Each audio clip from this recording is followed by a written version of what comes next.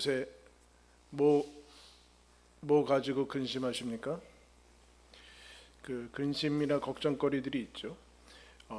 이제 근심 걱정거리가 그 종류 구체적인 내용은 다르지만 아마 그것이 이제 의미하는 것은 그게 다른 사람은 모르지만 여러분에게는 소중한 것일 겁니다. 뭐 다른 사람이나 혹 하나님이 어떻게 생각하든 간에 여러분이 걱정하고 있다는 것은 여러분이 그것을 지금 소중히 여기고 있다는 것. 그게 이제 근심이 의미하는 것이죠. 오늘 우리가 읽은 말씀 보면 아비멜렉이라는 사사인 듯 사사가 아닌 것 같은 사람이 이제 일어나서 이스라엘 가운데 서로 이제 내분이 일어나고 어려운 이제 모습이 이제 있었습니다. 그것이 서로 이제 세겜 사람들과 아비멜렉 서로 이제 죽이고 진멸이 되는 그 사건이 있은 다음에 하나님께서는 어떤 사람인가 10절에 이제 10장 1절에 보니까 사사 돌라라는 사람을 일으켜서 이스라엘을 구원하니라. 외적이 없는데도 표현을 이스라엘을 구원했다라고 쓰고 있습니다. 그 아비멜렉이 사사의 외형적인 모습, 왕의 모습 같이 이제 갖췄지만 사실은 이스라엘을 이제 내부적으로 이제 어렵고 힘들게 만드는 것을 하나님께서 이제 짧게 2절에 걸쳐서 얘기했지만 돌라라는 사람을 통해서 23년간 이스라엘에게 평안함을 준 것을 봅니다. 그리고 3절부터 5절까지는 야일이라는 사람이 나와서 22년 동안 그도 이제 동일하게 이스라엘을 다스리는 모습이 나와요. 네, 여러분 그 아비멜렉 같은 사람은 길게 얘기해 줬는데 돌라 야일은 2절, 3절밖에는 얘기를 안 했죠. 왜 그랬을까요? 나중에 하나님께 가서 물어보시면 좋은 것이죠, 여러분. 꼭 성경에서 내용이 길다라는 것은 꼭 거기에 좋은 내용이 있다라는 것보다는 하나님이 그 이야기를 그것을 통해서 우리들에게 하시고자 하는 이제 이야기가 있다라는 것이지 꼭 뭐 더 이제 바람직하던가 그런 일들이 꼭 많이 적힌 것은 아닙니다. 또 적게 적혔다고 해서 중요하지 않은 사람이라는 것은 아닙니다. 그래서 혹자는 돌라 야일이라는 이 사람들은 사사기에 있어서 오아시스와 같은 사람들이다. 그렇게 얘기를 하고 있습니다. 다 정말 앞뒤로 보면 이제 아비멜렉도 그렇고 그 다음에 이제 입다라는 사람도 나와서 에브라임 지파 쏴서 4만 2천 명 서로 죽이거든요. 그 사이에 이 사람이 이제 다음에 입다가 나오는데 그 사이에 껴서 숨쉬기 어려운 그야말로 하나님의 숨통을 틔운 사람들이라고 이제 얘기를 할 수 있습니다. 그런데 여러분 이 두 사람이 합쳐서 몇 년에 다스렸죠? 23년, 22년 무려 45년 동안에 하나님께서 이스라엘에게 어떻게 보면 평강과 평화의 시기를 주셨습니다. 그 은혜가 엄청난 것이죠. 그런데 이제 우리가 짐작하다시피 6절에 보면은 이제 야일이라는 사사가 죽은 다음에 이스라엘이 다시 여호와의 목전에 악을 행했다라는 이제 사사기에 반복되어 나오는 패턴이 나옵니다. 근데 6절에 보면은 이제 어떤 형태를 보이는가? 바알과 아스다락과 아람의 신과 시돈의 신들, 모압 신, 암몬 자손의 신, 블레셋 사람들의 신. 앞에랑 좀 무슨 느낌이 달라요? 이제 신들이 늘어나고 있어요. 이제 뭐 판테온이에요. 만신, 다신. 그 좋은 게 좋은 건지 신은 이제 사실은 여러분 그 하나님을 제거하면 다 신이 되는 거죠. 모든 게 다 신이, 나무든 바다건 천둥이건 뭐 소건 모든 가축도 하나님을 제거하면 참 하나님을 제거하면 모든 게 여러분 신이 되는 것입니다. 점점 늘어나는 그 모습들을 보면서 하나님께서 역시 하나님을 버리고 이방 신들을 그 없는 우상 숭배를 하는 것을 이제 보십니다. 근데 6절에 거기 보면 이스라엘 자손이 다시 여호와의 목전에 악을 행했다. 하나님 앞에서 대놓고 보란 듯이 그러니까 우상 숭배를 하는 것을 보여요. 여러분 놀라운 점은 하나님이 이것을 이제 좋은 뜻이 아닌 허용이 되고 있는 것을 우리가 기억을 해야 됩니다. 여러분. 이것이 허용이 되고 금지되지 막아지지 않고 허용이 되는 것을 우리는 기억을 해야 돼요. 인간의 자유가 오용되는 모습을 보지만 어쨌든 여기에서 여러분 막아지지 않는 것을 보게. 우리에겐 이런 질문들이 들죠. 왜 하나님께서 이걸 안 막나? 왜 가만두시나? 라는 그런 질문이 들지만 여러분 그것은 하나님께서 애시당초 태초에 인간을 창조할 때부터 의도에 없던 거예요. 강제적으로 이제 마치 로버트처럼 통제하고 그런 일들은 역사 내내 일어나지 않을 거고 여러분의 인생에서도 별로 일어나지 않을 겁니다. 그런데 이 일 이후에 하나님께서 진노하사 블레셋과 암몬 사람들에게 팔고 18해를 이제 압제당하고 8절 후반부에 보니까 억압하였고 9절에 그로 말미암아 이스라엘의 곤고가 심하였더라라는 것이 나옵니다. 이제 어려운 20년 가까이 그들이 억압하고 이제 그들로 말미암아 대단한 고통이 이제 있게 되는데 그로 인해서 10절에 이스라엘 자손이 여호와께 부르짖게 됩니다. 억압과 고통의 역할이라고 얘기할 수 있겠죠. 억압과 고통의 역할은 먼저 부르짖게 되면서 자백을 하게 돼요. 우리가 범죄했습니다라고 얘기하고 있습니다. 여러분 진단을 잘하고 있죠. 그러니까 이 고통이 주는 유익들은 뭐냐면은 진단을 이제 잘하게 되는데 처음에는 이렇게 생각하지 않았어요. 20년 가까이 걸린 이유는 경제적으로 풀고 아니면 교육과 지식이 모자라서 뭐 그렇게 풀고 아니면 뭐 다른 신들을 끌어오고 아마 이런 식으로 다 해결을 했을 거예요. 그러나 해결이 되지 않죠. 원인 파악에 진단에 실패를 하게 되는데 드디어 더 이상 버티고 다 해볼 거 다 해본 다음에 우리가 여호와께 범죄했습니다라고 얘기를 하게 됩니다. 경제 군사적이나 뭐 이런 것이 문제가 외교적인 실수가 아니라 영적인 데서 하나님과의 관계에서 실패했다라는 것을 시인하는 것을 여러분 보게 돼요. 고난과 역경과 이 곤고는 우리를 어떻게 만드는가? 한번 따라하겠습니다. 생각하게 만든다. 여러분, 근데 이들이 섬기고 있는 우상의 특징은 뭐죠? 없는 거잖아요. 무념무상이죠. 무념무상이 우상의 특징이에요. 생각이 없는 거니까. 그러니까 하나님을 버리고 우상들을 섬긴다는 것은 영적인 이제 죄에서 실패하는 것이죠. 그래서 그것을 그나마 감사하게도 이 고난을 통해서 이제 알아차리게 되는 거예요. 생각하게 돼요. 드디어 근심하게 되고 걱정하게 되면서 그 지점에 이르게 되는 것이죠. 우리가 하나님의 생명에서 사랑에서 떠났다. 결국 우상 숭배의 문제는 하나님의 사랑에 실패하는 것을 봅니다. 하나님을 사랑하는데 실패하는 것이지 다른 것의 문제는 아니에요. 근데 이 기간을 거치고 드디어 하나님 앞에 와서 우리가 범죄했습니다. 하나님 우리를 구원해 주십시오 라고 하니까 하나님이 여러분 어떻게 했습니까? 11절부터 보겠습니다. 여호와께서 이스라엘 자손에게 이르시되 내가 애굽 사람과 아모리 사람과 암몬 자손과 블레셋 사람에게서 너희를 구원하지 아니하였느냐? 또 시돈 사람과 아말렉 사람과 마온 사람이 너희를 압제할 때 너희가 내게 부르짖음으로 내가 너희를 그들의 손에서 구원하였거늘 너희가 나를 버리고 다른 신들을 섬기니 그러므로 내가 다시는 너희를 구원하지 아니하리라. 가서 너희가 택한 신들에게 부르짖어 너희의 환난 때에 그들이 너희를 구원하게 하라 하신지라. 하나님이 어떻게 해요? 거절하시는데 뭐라고 그래요? 니들이 섬기는 신들한테 가서 구원해 달라고 해라. 그렇게 이제 얘기를 합니다. 무슨 얘기일까요, 여러분? 반어법이 나오죠. 여러분 학창 시절 때 그거 배웠죠. 진달래꽃 같은 거. 나보기가 역겨워 가실 때는 어떻게 해요? 뒤에 칼을 꽂아버려요. 이렇게 합니까? 그렇지 않잖아요. 그럴 때는 꽃을 따다가 이 꽃 따다가 꽃길을 깔아주겠대요. 사뿐히 들여밟고 가십시오. 이렇게 얘기해요. 서늘하죠. 섬뜩한데 이거 사실은 가라는 얘기입니까? 가지 말라는 얘기죠. 그죠? 반어법으로 하나님께서 지금 이런 얘기를 하는 거예요.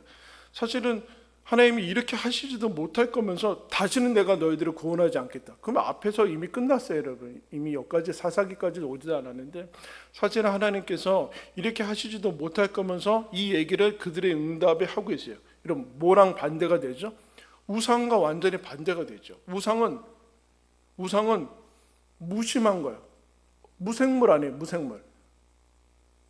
그래서 성경에서 뭐라고 합니까? 너희들이 나무로 깎아가지고 우상 세우고 그 나무로 삼겹살 구워 먹고 그 잘 깎으면 니들이 신이 되고 뭐 하는 거냐 지금. 그거 만든 사람이 목수 아니냐. 사람이 만들어 놓고서 신이라고 어느 날 갑자기 그러고 너무 이상하지 않아? 그 우상이 너희들한테 말을 하냐 뭘 하냐. 그러니까 무생물이거든. 무생물. 그러니까 무감각.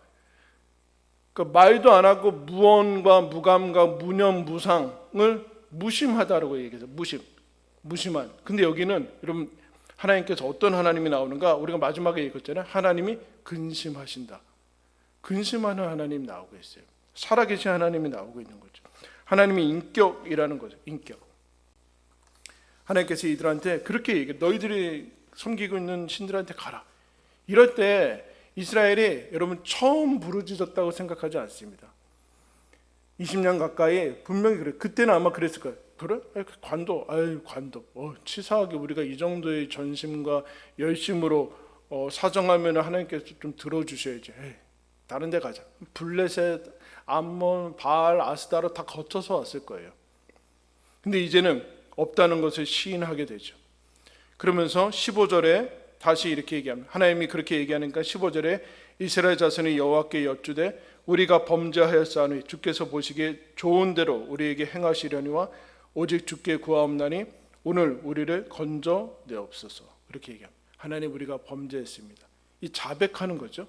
근데 여러분 자백의 진실성을 어떻게 알 수 있어요? 이 자백하는 게 진짜인지 아니면 겉으로 그냥 눈 가려만 하는 것인지 어떻게 알 수 있습니까? 뒤에 두 가지를 보면 돼요. 이 사람들이 우리가 범죄했으니 하나님께서 원하시는 대로 우리에게 하십시오. 그 다음에 여러분 이상한 연결이 나와요. 뭐라고 나와요? 오직 주께 구하옵나니 오늘 우리를 건져내옵소서. 여러분 뻔뻔하지 않습니까? 어디 간구를 하고 있어요. 하나님의 처분에 맡기겠습니다. 그럼 가만히 있어야 되는데 뒤에 간구를 하고 있어요. 간구. 그래서 여러분 이 자백이 그러니까 여러분 삶 가운데 여러분 스스로도 내가 이게 진짜인지 아닌지 알 수 있으려면 어떻게 하는가? 뒤에 간구를 할 수 있는가를 보면 알 수 있어요. 간구를 할 수 있는. 하나님 제가 범죄했습니다. 하나님이 처분을 받겠습니다. 그러나 우리를 구원해 주십시오. 이렇게 얘기할 수 있냐라고. 이 뻔뻔한 거와 전혀 다른 문제. 여러분 예수님이 그 십자가를 못 박힐 때 좌우에 같이 행악자라고 이제 일컬어지는 사람 둘이 같이 못 박힙니다. 그러니까 십자가가 세 개가 서게 되죠. 근데 여러분 그 둘이 한쪽은 구원을 우리가 알다시피 한쪽은 구원받고 한쪽은 구원받지 못하는 장면이 나와요. 그런데 여러분 마태복음하고 마가복음에는 이 사람들이 예수님하고 못 박힐 때 처음에 어떻게 합니까? 같이 욕해요. 네가 메시아라며 우리를 구원하라고 막 그렇게 같이 욕한다가 누가복음에는 이 사람이 무슨 심경에 이르렀는지 이렇게 얘기합니다. 행악자 중 하나는 비방하여 이르되 네가 그리스도가 아니냐 너와 우리를 구원하라. 그런데 하나는 그 사람을 꾸짖어 이르되 내가 동일한 정죄를 받고서도 하나님을 두려워하지 아니하느냐. 지금 여러분 지금 제사장 입에서 나오는 게 아니에요. 사형수 앞에서 하나님을 두려워하지 아니하느냐. 우리는 우리가 행한 일에 보응을 받는 것이나 당연하거니와 이 사람의 행한 것은 옳지 않은 것이 없느니라. 우리는 우리의 벌을 받는 것이다. 그러나 이분은 그렇지 않다. 그 옆에 사람을 꾸짖어요. 뭐 그럴 필요가 없어요. 지금 마지막 순간에 그 다음에 여러분 이 사람이 뭐 합니까? 예수님한테 뭐라 그래요? 놀라운 얘기를 하죠. 예수여 당신의 나라에 임하실 때 나를 기억하소서. 간구를 하고 있어요. 여러분. 주님의 나라에 임하실 때 저를 좀 기억해 주십시오. 뭐 감히 뭐 구원해 달라 천국 보내다 그런 개념이 아니라 긍휼을 구하고 있어요. 그때 예수님이 뭐라고 합니까? 너가 오늘 나와 함께 낙원에 있으리라. 이렇게 얘기하고 있어요. 말 한마디로 천국 갔다 그런 얘기가 하는 게 아니에요. 여러분 이 사람이 왜 하나님의 나라에 들어갔다라고 얘기하고 있습니까? 이 자백과 하나님 앞에 긍휼을 구하는 것이 그 바로 못 박히기 전 예수님을 만나기 그 십자가에서 만나기 전의 사람과 다른 사람이라는 뜻이에요. 다른 사람. 이 속이 거듭나서 이전의 사람과 다른 사람이기 때문에 이 사람이 하나님 나라에 들어간다는 얘기예요. 단순히 말 립서비스에서 들어간다는 것이 아니라 지금 이스라엘이 하나님 앞에서 우상 숭배하다가 정신 차리고 와서 하나님께 자백하고 하나님 그래도 우리를 구원해 주십시오라고 얘기하는 것은 속 내면이 변화됐다는 얘기야. 그 이후에 삶이 펼쳐질 때 다른 삶을 살아가는 것이 시작이 됐다는 것이죠. 시작이 됐다는 거. 구할 수 있냐를 구할 수 있냐. 근데 우리는 왜 못 구하는가? 왜 못 구하는가? 사실은 여러분 달라질 생각이 없거든요. 요것만 팍 넘어가고 임기응변으로 넘어갈 생각이 있고 끊을 생각도 없고 돌이킬 생각도 없으니까 하나님 앞에 정말 갑자기 양심이 발동해서 구하지 못해요. 근데 이들은 구합니다. 자백이 진위성을 얘기할 수 있는 것은 뒤에 간구를 할 수 있는가의 문제, 긍휼을 구할 수 있는가. 그리고 그 다음에 우리가 잘 알다시피 행동을 하게 되죠. 이 사람들이 여러분 어떻게 행동합니까? 16절에 자기 가운데 이방신들을 제하여 버렸다. 자기 가운데 있는 이방신들을 스스로 여러분 제거하는 것을 보게 됩니다. 여기서 이제 다른 길은 없다라는 것을 알게 돼요. 다른 길은 없다. 하나님이 어떻게 처분하든 간에 이제 다른 길은 원래 길이 없었는데 자기들이 길이라고 만들어 놓은 그 우상들을 만들어 놔서 그냥 지금까지 있어. 사실 아무런 길도 아닌 거. 돌아올 수 없는 길들. 근데 예수님한테만 즉 하나님한테만 자신들이 돌이킬 수 있는 길이다. 그래서 여러분 우상 숭배와 죄는 인간이 그러니까 예수 그리스도를 떠나고 아직 만나지 못한 상태의 인간에게는 돌이킬 수 있는 길이 주어져 있지 않다. 이런 여러분 얘기했어요. 즉 회개할 수 있는 길이 주어져 있지 않다는 거죠.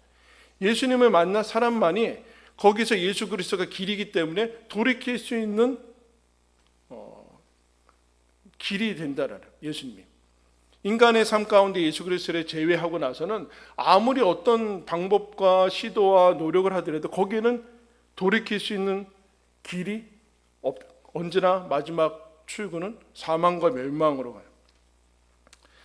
그래서 여러분 주님께서 건져내 주십시오라고 하는 것은 이미 하나님께서 이미 구원을 하셨죠. 어떻게 구원하셨는가? 고난과 역경을 통해서 우상 숭배에서 건졌어요. 이들이 구원해 주십시오라고 얘기하기 전에 이미 이들은 우상 숭배에서 고난을 통해서 이미 거기서 빠져나온 상태죠. 근데 이들은 한 가지 더 나와야 되죠. 하나님이 주신 징계에서 벗어나게 해주십시오. 이 두 가지 측면을 이제 구하고 있습니다. 하나님 징계를 통해서 우상이 헛된 것임을 알았습니다. 거기서 구원해 내신 거 감사합니다. 이제 그 징계를 거둬 주십시오라고 얘기를 하고 있습니다. 그럴 때 여러분 16절 우리 16절 말씀 다 같이 한번 읽겠습니다. 시작. 자기 가운데에서 이방신들을 제하여 버리고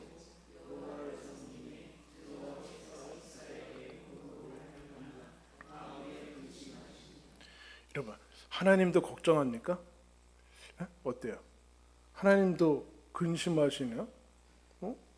뭐 하나님도 우리처럼 뭐 건강이 걱정되고 노후가 걱정이 되고 애들이 걱정되고 그러시나? 그런 느낌이 있는데 이 성경에서 처음부터 나오는 장면 창세기 6장에 제일 알다시피 여러분 노아의 홍수 일어나기 전에 사람들이 죄악에 관영하니까 창세기 6장에 이렇게 얘기하죠. 여호와께서 사람의 죄악이 세상에 창세기니까 한번 찾죠. 여기 접어두시고 창세기 6장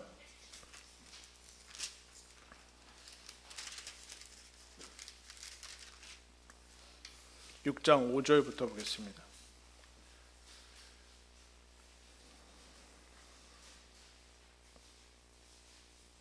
창세기 6장입니다. 5절부터 8절까지 보겠습니다. 여호와께서 사람의 죄악이 세상에 가득함과 그의 마음으로 생각하는 모든 계획이 항상 악할 뿐임을 보시고 땅 위에 사람 지으셨음에 한탄하사 마음에 뭐라 그래요?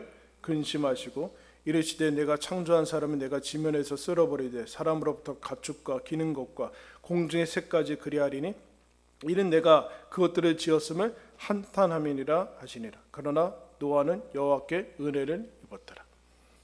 여러분 이때 노아까지 싹 쓸었어야 돼요. 예? 똑같은 사람 아니에요. 똑같은 사람. 다른 종족을 만들었어야죠. 다른 제3의 인류를. 근데 하나님께서 노아는 뭐 앞에 뒤에 의인이고 완전한 자라고 생각해서 남겨두셨다라고 생각하시면 안 되고 하나님께서 원래 사람을 그런 것으로 만들지 않았다라는 뜻이에요. 근데 여기에 근심하시고 한탄하시는 하나님이 나와요. 이런 근심이 뭘까요? 애가 탄다라고 얘기해요. 우리나라 말로 애가 타는, 즉 하나님이 이스라엘의 공경으로 말미암아 애가 타셨다. 애의 강조가 애간장이래. 애간장은 어디 간 그런 게 아니라 그 애간장이 탄다 그렇게 얘기하지 않습니까? 애간장이 탄다. 직역하는 것으로는 하나님의 생명이 짧아졌다 이런 거예요. 니네 때문에 내가 생명이 준다 이런 얘기예요. 애들한테 하도 속속여서 너희들 때문에 내가 제명이 못 산다 이렇게 얘기하는 거죠. 하나님께서 그렇게 얘기를 하신 거예요. 그러면 여러분 우리에게 아까 처음으로 질문이 나오죠. 하나님이 그럼 뭐하러 이렇게 속을 썩이시는가? 뭐하러 이렇게 애타고 속을 쏘시는가? 그런 존재를 안 만드셨으면 될 뿐만 아니라 로봇과 같은 존재들 만나시고, 아니면 지금 여기서 보는 건, 사사기에서 보는 하나님은 사랑을 대놓고 하나님 보는 앞에서 대놓고 다른 신들 섬기면서 배신하고 떠나가 버리는 그 사람들한테 사랑을 구걸하고 매달리고 그 뭐 삐진 것을 넘어서서 완전히 어떻게 해야 할지 모르는 그런 하나님은 나와요. 그리고 근심하신대요. 여러분 우리야 전능하지 않으니까, 전지하지 않으니까 근심하는 거 아니야. 앞일은 뭔지, 그리고 우리가 모든 것이 가능하면 여러분 뭐가 우리가 근심합니까? 우리가 여러분 여러 가지 것들, 물질적인 것들 원하는 이유는 뭐예요? 그것만 있으면 여러 가지 통제할 수 있는 것들이 많아지니까 그것들을 원하는 거 아니에요. 근데 하나님께 뭐 그런 불가능한 것이 없어요. 무슨 근심이 있어요?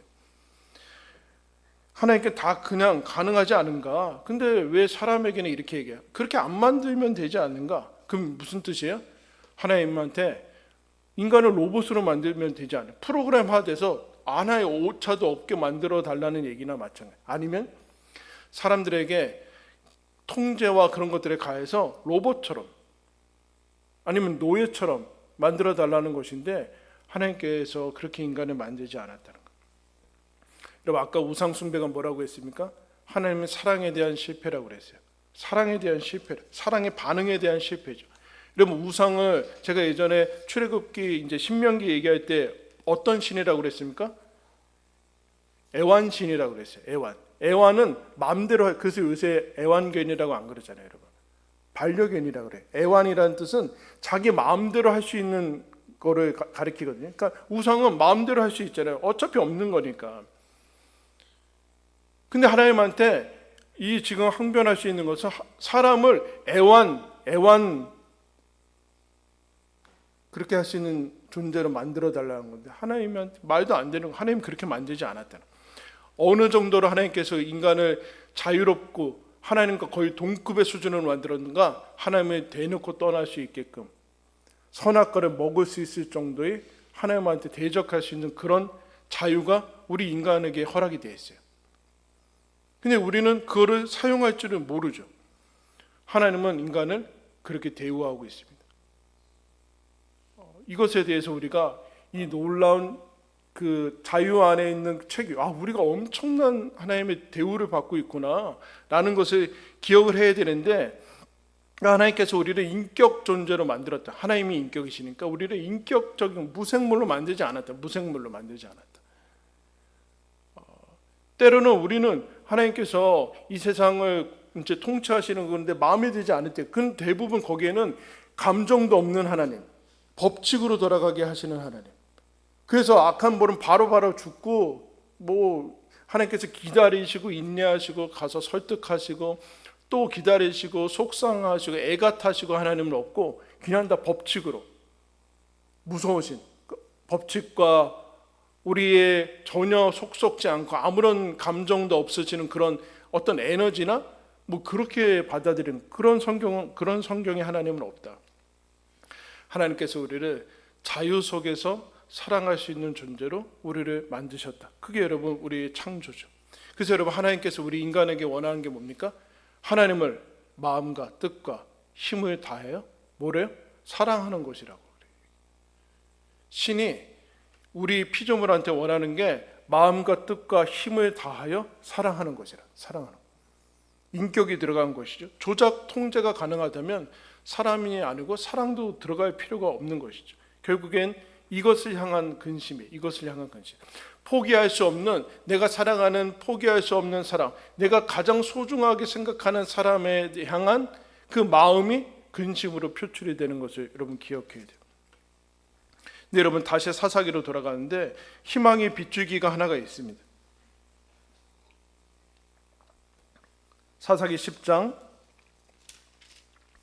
16절에 보시면 이 사람들이 하나님 앞에 나와서 회개하고 16절에 어떻게 하는가? 하나님께서 이미 응답하거나 구원하지도 않았는데 자기 가운데서 자기들이 이방신들을 스스로 제거해 버리고 여호와를 섬깁니다. 응답이 나오지 않았어요. 징계에서 벗어나지도 않았어요. 입다가 나와야지만 이스라엘이 구원되거든요. 근데 이런 얘기죠. 이제 니사의 그레고리우스라는 사람이 이런 얘기를 했어요. 뭐 당시 수도사들이 많았는데 이제 하나님을 사랑하는 신자의 단계가 있다. 꼭 이런 단계를 거쳐야 된다. 그런 게 아니라 이제 다음 우리가 가야 될 지침을 얘기해요. 첫 번째 단계는 노예로서 노예처럼 두려움을 바탕으로 하나님을 섬기는 단계. 벌 받을까 봐. 이런 거죠. 두 번째 단계는 일꾼처럼 보상을 욕구로 하나님을 섬기는 단계. 하나님이 복 주지 않으면 뭐 이렇게 되는 거예요. 처음에는 공포, 두려움, 그리고 그 다음에는 보상. 세 번째 단계는 하나님의 가족에 속한 자녀로서 하나님을 향한 순수한 사랑으로 하나님을 섬기는 단계.